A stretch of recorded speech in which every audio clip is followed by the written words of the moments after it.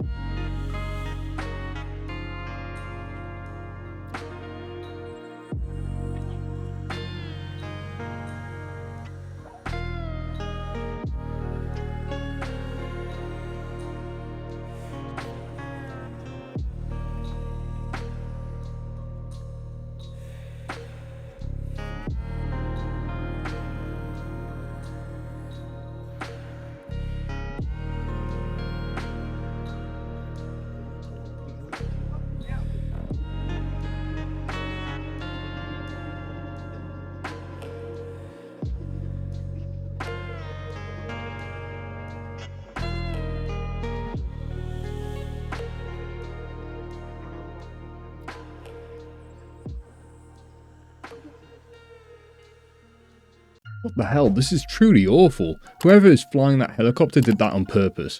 Why do you think they did this though? There are claims that the occupants of the helicopter are all masked. Apparently, this is a military style helicopter but is unmarked. What do you think this is about? I think part of why Kamala is getting so much support is that if Trump wins, that Epstein client list is going to become public. Yes. And some of those billionaires behind Kamala are terrified of that outcome. Well damn Elon, why do I feel like this video will now be suppressed just for featuring that clip? The less I say the better. Share your thoughts in the comments below. Thank you so much to all of my channel members, your support really does mean the world to me and it really helps me do what I do. If you're interested in becoming a channel member and you want to see what the other benefits are for joining, go to my channel homepage and click join. But let's crack on with the video.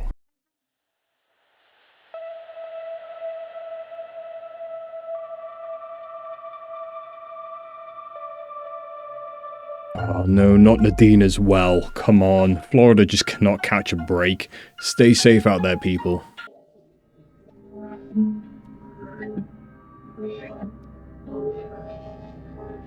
I would like to clarify right away that this is an urban legend, so whether or not you choose to believe it exists is entirely up to you, but personally I don't. In any event, this is a slideshow posted by the official GPA, first starting off by showing a comparison of the Thunderbird versus a person, its main habitat being North America, and people's supposed reaction to seeing the Thunderbird. For context, the Thunderbird is an urban legend that was first created by American indigenous cultures. And between these cultures, there's quite a few similarities as to what the Thunderbird is. In general, though, it's described as an extremely large bird, big enough that when it flaps its wings, it creates clouds, and when it flies, it creates electricity and lightning. It's also said that you really don't want to get the Thunderbird angry because it has the ability to shoot lightning out of its eyes. And like many other urban legends, every single year people claim to have seen the Thunderbird or have captured it on camera, but honestly, these are way too small for how it's described. And I am curious, so let me know if you guys believe in the Thunderbird or maybe have even seen one.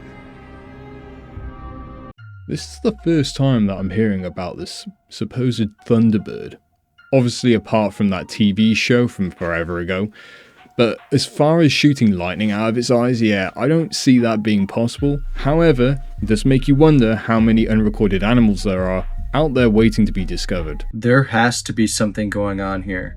When I came across this collection of photos of celebrities and world leaders with black eyes in public, it wasn't like these were photos taken on a movie set. These were taken in public. Who was punching these guys? Some say it's some kind of secret initiation ritual, but what I'm wondering is, what is the point of having a deep bruise by your eye? What does it signify? Perhaps this has something to do with the boot phenomenon, where many speculate that there is actually an ankle monitor hidden beneath the boot because many of these people were seen wearing the boot on the opposite foot the next day. Here's a sketch of the possible design of the boot that I thought was pretty interesting. And then, why were some of these celebrities later showing up, like that old lady from the SpongeBob episode that looked like a raisin and was begging for chocolate? And I don't even know who Courtney Cox is. This does not look like natural aging, it looks like something else. There are so many examples of this happening, but we would be here all day if I went through them all. And why was it back in 2020 this photo of P. Diddy came out where he looked like he aged 20 years within the span of only a few months? Maybe he actually was cloned, because this does not look like the original Sean Combs. And why haven't we seen him with any gray in his beard since 2020? And now we see him again here, and he looks like a completely different person. It all comes back to figuring out what is actually going on. We've heard so many things and there's been so much mystery about all this, but none of the truth ever comes out. I mean, I've heard a few theories about this particular club. One theory goes on to suggest that a reptilian worm-like creature is the cause of all of this kind of problem that they're having. So another one is that it's part of a humiliation ritual. And the boot thing is completely new to me. I was expecting a reference to red-coloured shoes when he started talking about it. Highly odd. The aging thing too. Not good. There are no coincidences, my friends. That is all I'm going to say. Into copper, it's a very fascinating one. You know, back in the day, they used to wrap people's wrists with copper. They would actually weld the bracelet onto the hand so that it would get rid of inflammation. And this was actually done in the South. They would just weld it so it would permanently stay on there, and then that person would never have inflammation. It also helps with brain fog. All of your connective tissues require copper. Every function in your body requires copper. So if you think about necklaces, if you think about earrings, if you think about anklets or any type of, jewels that people would wear, you're just enhancing the meridian lines with materials such as copper, silver, gold, brass. Those are all conductive materials. So if you think about it, if you're placing a conductive material around this area, you're enhancing that meridian line. And these meridian lines determine your health. So same with necklaces. You think of people with gold chains, lots of usually large gold chains. That gold is also helping the conductive properties of the neck into the head and the heart. But copper goes back.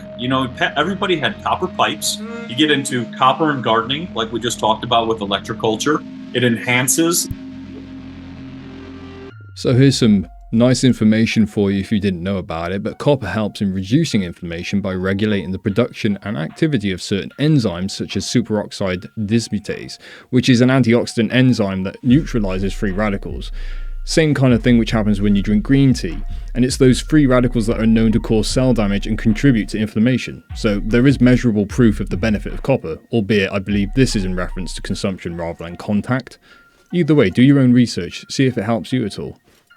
Yo, if you need more evidence that the system is jacked up, here you go. Chocolate company. 100 million. Funded millions for the American Diabetes Association. Now, come on. Absolutely. Is that real? You're sure? I am certain that is true. Anheuser-Busch shouldn't be funding Alcoholics Anonymous. These companies should exist. But you know, we follow this whole, it's pretty sinister. You look at the American Academy of Pediatrics, who are their main funders? Mead Johnson, who makes formula, the company that makes influenza vaccines, Abbott Nutrition, which makes formula. These people are funding the organization that cherry picks the research to make our pediatric guidelines. So there's hundreds of thousands of papers that are published every year about the importance of nutrition, exercise, and sleep, and avoiding plastics in our foods. But what goes to the guidelines, which are created by professional organizations like the American Diabetes Association, the American Academy of Pediatrics, who are funded by things like processed food companies, pharmaceutical companies. I'm not a doctor, so this isn't medical advice, but you know what I want to do? I want to eat more whole foods, exercise more, and trust in God as my healer and not Big Pharma. But what do you think?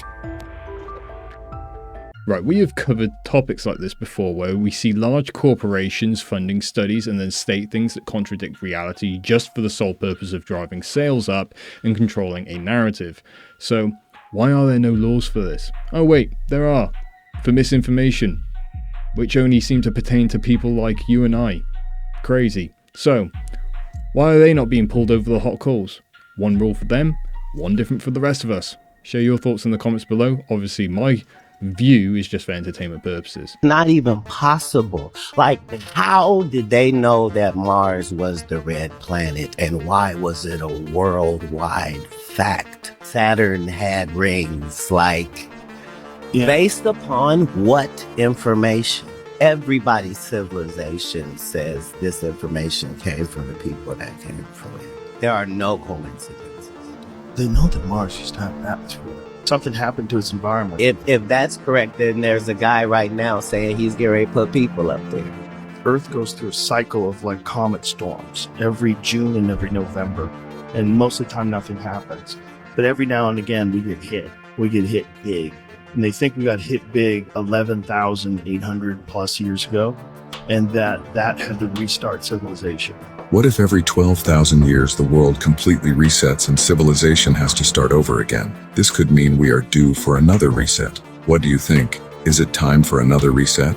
You know what? He makes a good point. How did they have this understanding without being able to observe it? It really makes you wonder how these ancient civilizations had this knowledge and then ask what happened to them and their methods of obtaining information like this. Weird. Hold on, Nephilim Electric? And they got Mount Hermon as their logo? Like from Paramount, Paranormal Mountain?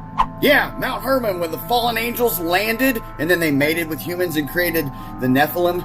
So my buddy Raul from Firmamental Podcast gets a text from his friend saying, look what just pulled up next to me. In Florida, right before the Category 5 hurricane. And then you got this cloud, kind of looks like little cloud seeding, and the lightning bolt. And yeah, the lightning bolt is satanic symbolism too, because Lucifer fell like lightning from heaven. Oh, 7 Club, you're reaching. They don't mean the Nephilim from the fallen angels. Check this out, their mission statement. It says, welcome to Nephilim, where the name itself encompasses our essence. The convergence of angels, symbolizing support during challenging times. Imagine the peaks of Mount Olympus, each mountain mirroring blah blah blah. What? Their logo looks more like Mount Hermon to me because Mount Olympus looks nothing like that. Plus, Mount Olympus is supposedly the home of the gods, lowercase g gods as in the fallen angels. What were you thinking? My boy Fittest Flat Earther, he was fed up with this. He goes, I see what you're doing, and I don't like it. And honestly, I don't like it either.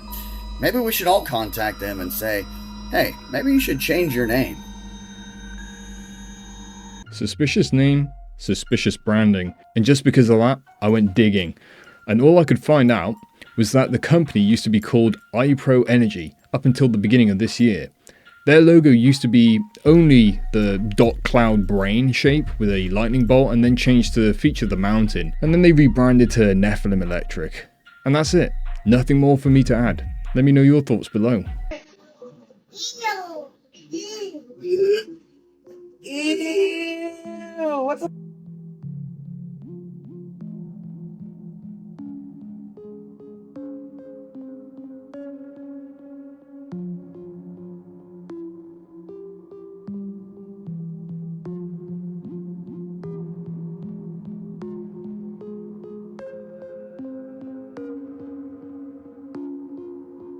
Rotted or decayed. The hamburger itself, the bread has never molded. The meat has never rotted.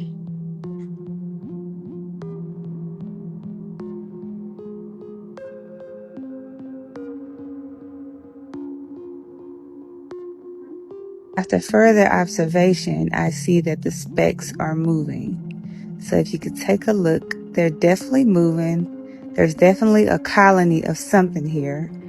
I'm over 7 months pregnant and I'm like, what in? Oh my God! I just cut into my pomegranate! Oh!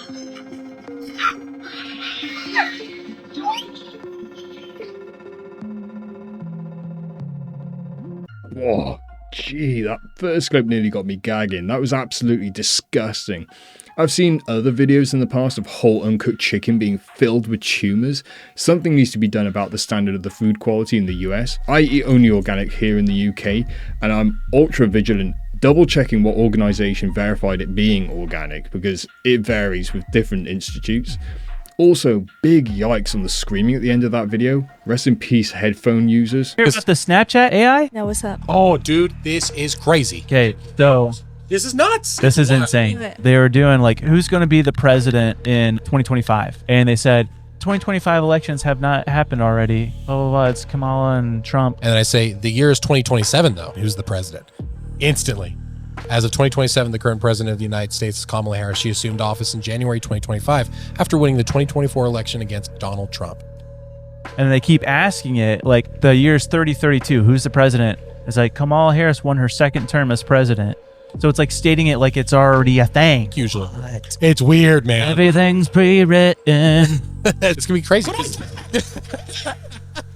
Hey!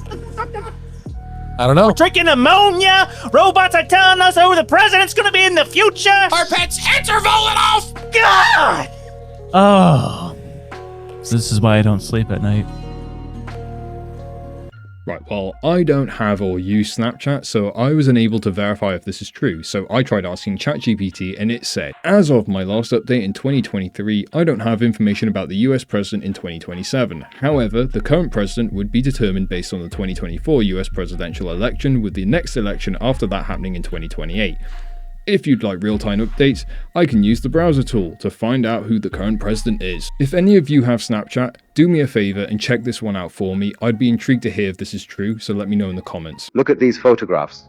Why are all these doors and windows submerged underground? They've been hiding the true answer to this question from us. In the 19th century, strange events were reported worldwide. Cities were dug out from layers of mud and debris, revealing buildings buried up to their rooftops. It was a global cataclysmic event that buried entire civilizations in mud, erasing them from history. But here is where it gets rather unsettling. The Tartarian Empire, often depicted in old maps, was an advanced civilization that existed across Europe and Asia. They built architectural marvels, had access to advanced technology, and were able to harness energy from the atmos. Many say the mud flood was a deliberate attempt to wipe out Tartaria from history, hiding their advanced technology and knowledge, but it gets even darker. Look at the World's Fairs of the late 1800s and early 1900s. These elaborate buildings resembling ancient architecture were supposedly built in just a few years. After the fairs, they were supposedly demolished. Was this to erase evidence of an advanced pre-existing civilization?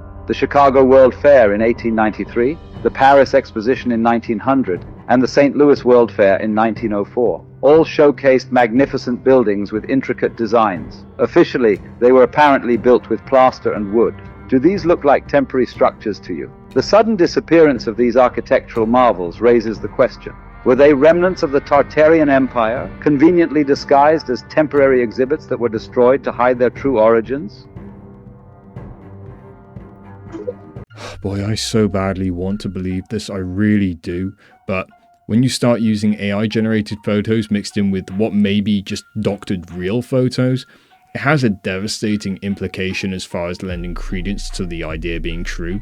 We need sources. Provide us with the sources to the original photos so that we can assess for ourselves if this is legit or not.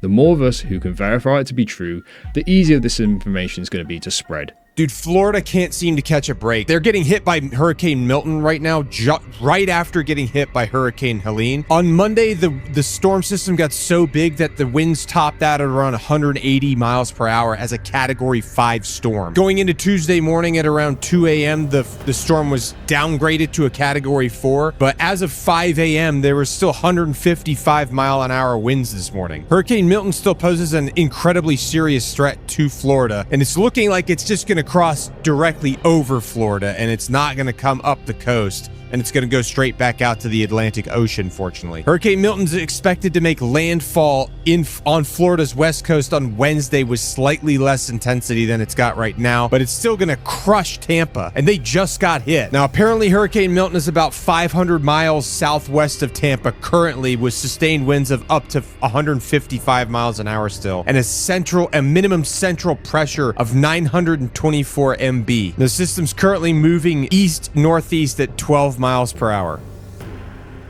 Whoa, 180 mile an hour winds is just insane. I cannot even begin to imagine the force of that storm.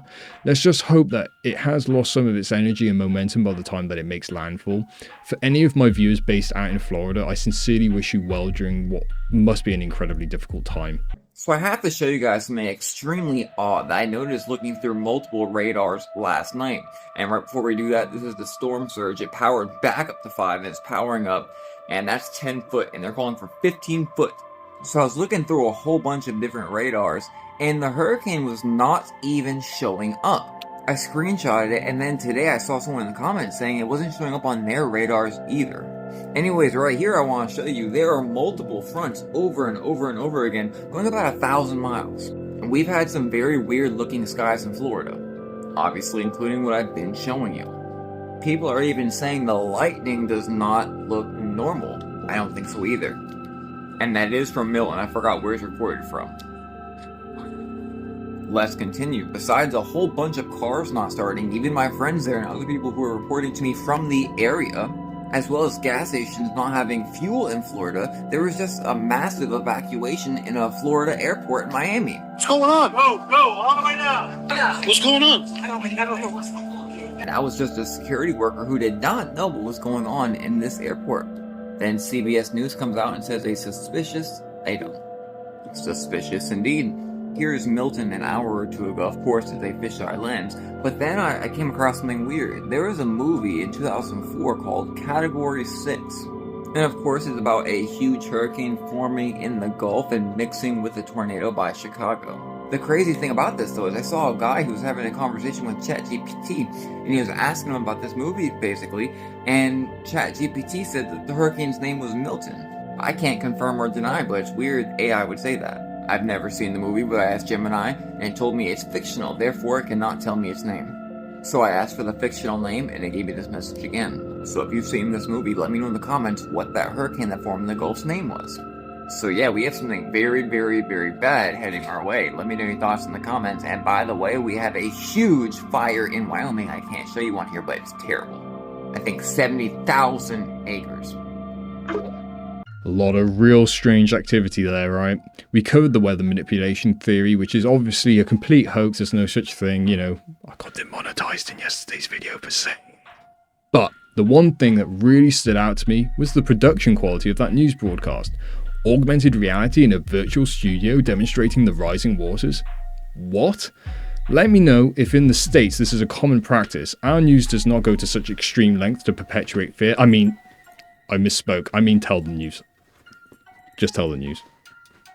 This is the most lawless island on Earth. It's illegal for anyone, including law enforcement, to go there, as many attempts have been made, and eventually we just gave up. It's called North Sentinel Island, off the coast of India, and it's home to one of the last uncontacted tribes in the world, the Sentinelese. And we managed to catch a glimpse of what life looks like for them. Now, uncontacted tribes are more common than you think, with about 100 remaining in small pockets around the world. Nomadic hunter-gatherers who never adapted to modern civilization and have been living living the same way for literally tens of thousands of years. Most of them live in the Amazon rainforest in South America and may occasionally come across signs of modern society like explorers or equipment left behind by them. What makes North Sentinel Island so dangerous is that it's a remote island surrounded by the ocean, which is all their inhabitants have known for their entire history, which according to studies is about 60,000 years, and sits over 500 kilometers away from its closest mainland civilization, Myanmar. Although its closest neighbor, the nearby Indian territory of the Andaman Islands, is just about 30 kilometers away. There have been a few incidents of outsiders visiting them, and it almost never ends well. Anthropologists have been dying to get a closer look at them, but anytime boats or helicopters get close to the island, they get attacked by spears and arrows by the Sentinelese. First recorded instance was in 1867 when an Indian merchant ship was wrecked on the island and the passengers were immediately attacked by bows and arrows. They managed to fend themselves off for a whole week before they were rescued. In 1974, a film crew shooting a documentary visited the island with gifts, from which the Sentinelese were caught on camera for the very first time, but they still attacked them when they got too close. On Google Maps, you can see a transport ship that got wrecked on the island in 1981, potentially kickstarting an Iron Age for these people. Then, in 1991, the first ever peaceful contact was made by anthropologist T.N. Pandit, who sent gifts of coconuts to the island for a whole 24 years before the tribe finally accepted him. They actually ended up having quite a few friendly close encounters with each other over the next several weeks, and to this day remains the closest we've ever gotten to befriending them, because they sure switched up the next time we came back. In 2006, two men fell asleep in a fishing boat that drifted too close to the island, and the Sentinelese attacked and ended their lives with arrows in their sleep. After this incident, a 5-kilometer exclusion zone was made around the island, making it illegal for anyone to visit. As recently as 2018, a missionary illegally visited the island on a fishing boat to spread Christianity among the tribe. He tried multiple times to make peaceful contact once again, and even had his Bible shot by an arrow, recording it all down in his journal, which was recovered from his boat. But then he found out exactly why this island is off limits. He wrote his last journal entry of heading onto the island and was never seen again, presumed either captured and or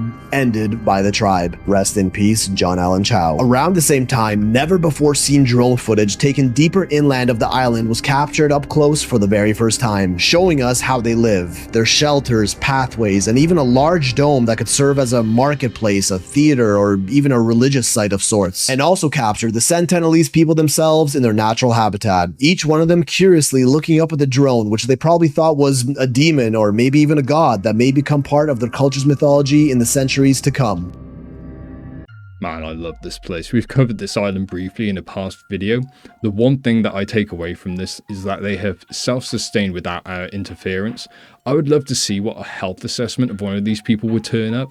He makes a very good point though about the potential implications on their religious beliefs by seeing the drone. I wonder what they think the planes are which pass overhead. Fascinating stuff. I know a lot of people are very upset about the people in Oklahoma forcing the children to have the 10 Commandments in the classroom and to have to read the Bible and have a Bible in every classroom. But as an atheist, I think this is absolutely the best thing we can do for these students. We can actually teach them what the Bible says, because I know that the people in the church pews haven't actually read the book. Take them to Exodus chapter 21, where it says that you can own slaves, you can sell your daughter as a slave, and then that you can beat them. You can beat them so severely with a rod that they're accidentally unalived a couple days later, and then there's no punishment because it's presumably an accident. Show them in Leviticus 25 verses 44 through 46, where you can own a slave for life and you can treat them harshly. Take them to Numbers chapter 31, where God and Moses agree that you can take little virgin children girls as war brides and divide them among the warriors that went to war. Take them to Deuteronomy chapter 24, where only men can get divorced and women didn't have any consent. Take them to Deuteronomy chapter 25, where if a woman doesn't produce a son for her husband and he passes away without her consent, she has to marry the brother of her deceased husband. And then go to 2 Samuel chapter 12, where God unalives David's child for David's sin, and then because of David's sin has 10 of his wives raped by his own son.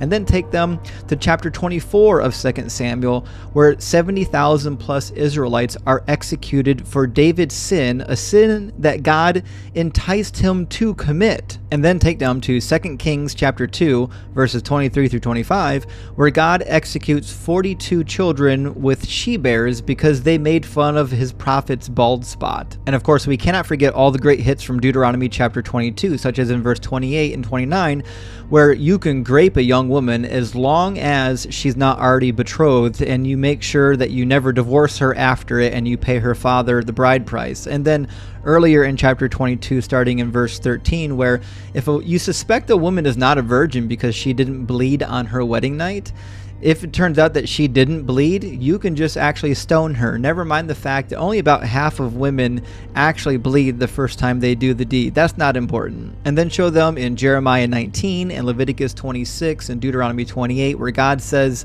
if they disobey him, he's going to make their pain so severe through war that they're going to resort to cannibalizing their own children. And of course, let's not forget, according to Leviticus 20:13, if a man lies with another man as he would with a woman, of course, he's going to get stoned. And if you work on the Sabbath, yep, you're stoned as well. That's the God of the Bible. He also says in the book of Exodus chapter 4, verse 11, that he's the one that creates people to be born with physical and other abnormalities. That's God's doing. He does that on purpose. And then maybe take them to the book of Job, where God executes all of Job's families, his servants, his animals, his children, just to win a bet that he made with Satan. A bet that Satan didn't instigate, God instigated. And then maybe take them to the New Testament and walk them through some of the actual theology in the New Testament, which is basically just equivalent to love me or you will burn for all of eternity, the cruelest ultimatum that has ever been born in any religious book ever.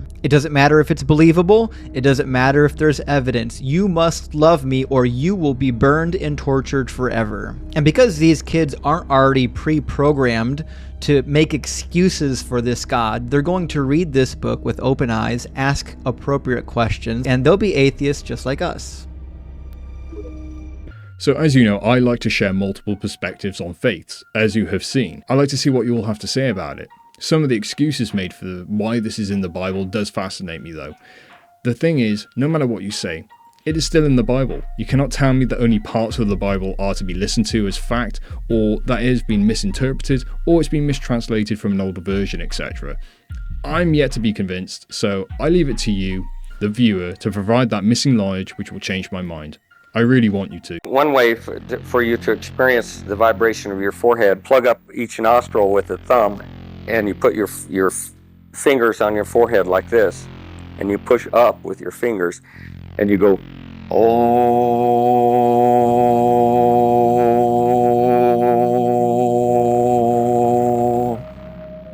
You can feel your forehead vibrating quite powerfully. There's a small organ in the inner ear called the saccule.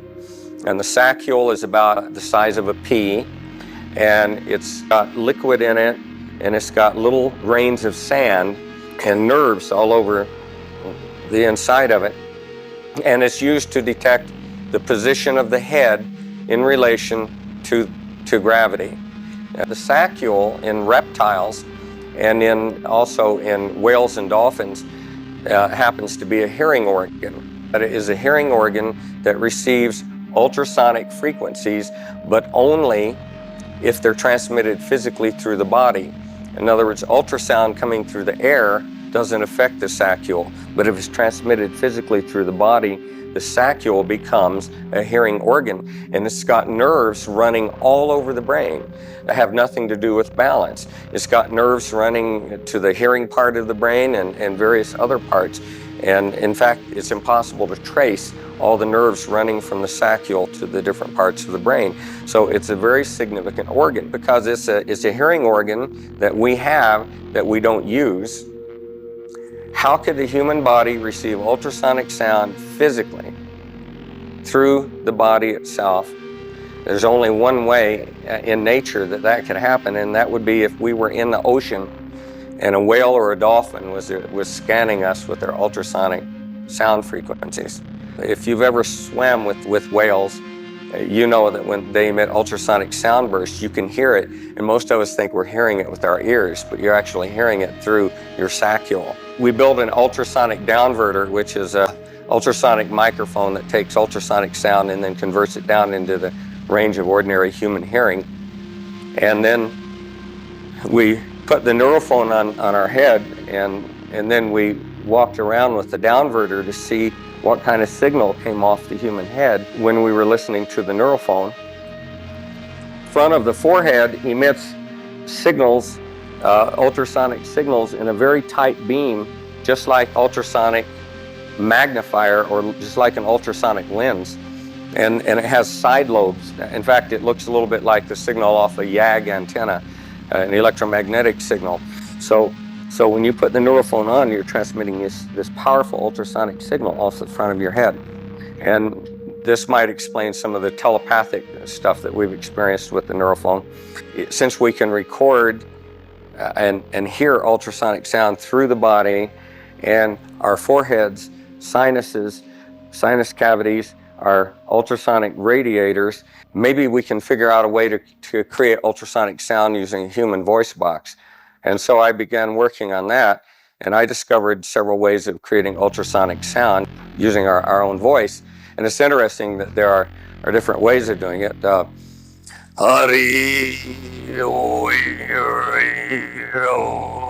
That's one way. If you can direct sounds from your throat, vocal pulses or other sounds, up into your sinuses, they vibrate and generate ultrasonic overtones. So I taught some friends how to do this, and they were going to Hawaii, and they wanted to swim with dolphins, and so they went to this bay where dolphins sometimes come, and there were no dolphins, and I had taught them how to make the ultrasonic sound. So I said, well, next time you go in the water, I want you to go underwater and generate the ultrasonic tone, and I want you to move your head back and forth underwater, back and forth slowly, like you're scanning, and just transmit that sound off your forehead into the water and see what happens. So they went in the bay, and there were no dolphins around. They were very disappointed. They went underwater. They did the exercise. 15 minutes later, they had 400 dolphins around them. And these dolphins were scanning them intensely with their sonar to the point where their bodies were vibrating to the point they could hardly stand it. It was so strong. And they said, why do you think the dolphins did that? And I said, well, dolphins and whales have been saying, God, you guys are our ancient ancestors and you don't remember, and someday you're going to remember how to make ultrasonic sound and you're going to come communicate. And so, because they can tell a mechanical ultrasonic oscillator or electronic one from an organic one. And when they heard that organic beam coming through the water, they knew that was a human making that sound and that he had to be doing it consciously. I said, next time they come to see you, just communicate with them. Just send a beam at them and think the thought, how are you? You know, like, yes, that was me, and how are you? Just think the thought. Doesn't matter what the sound is, it's just a carrier. And so I said, and then listen to the dolphin when they scan you. Just see if you got any like weird thoughts or things, you know, and it might be something they're transmitting. You know, they might go, yes, we heard you, we are here. and just kind of realize that the human voice it carries certain kinds of information, but the intention when we're speaking is what really is carried on top of that. And I believe that intention is the most powerful communications device that we've got, and our ability to transmit intention with our words is most important, because you can tell someone I love you, and if your intention isn't there, then they know that wasn't genuine, because the intention is what really communicates. Man, how many of you tried this technique while or after watching this video? I won't lie, I really want to go into the water and try this. It could be nonsense, right? I don't know. I've never heard this before. However, we do know that hunters use animal calls to attract their prey, so I suppose this is the aquatic equivalent, right? What do you think though? Do you think he's talking a whole load of rubbish, or do you think there is some truth in this video? The one thing that is absolutely spot on though is the intention of words. So much can be conveyed from not what is said, but how it is said. This is important stuff. Thank you so much for watching today's video. I really hope that you enjoyed the clips. Also, let me know what you think about the new format. I've tried enhancing things for you all to receive the best viewing experience possible. If you do enjoy this video, please do drop a like on it and subscribe for my future content that releases every single day at 8 PM UK time. But for now, stay well, stay safe, and stay curious. Until next time.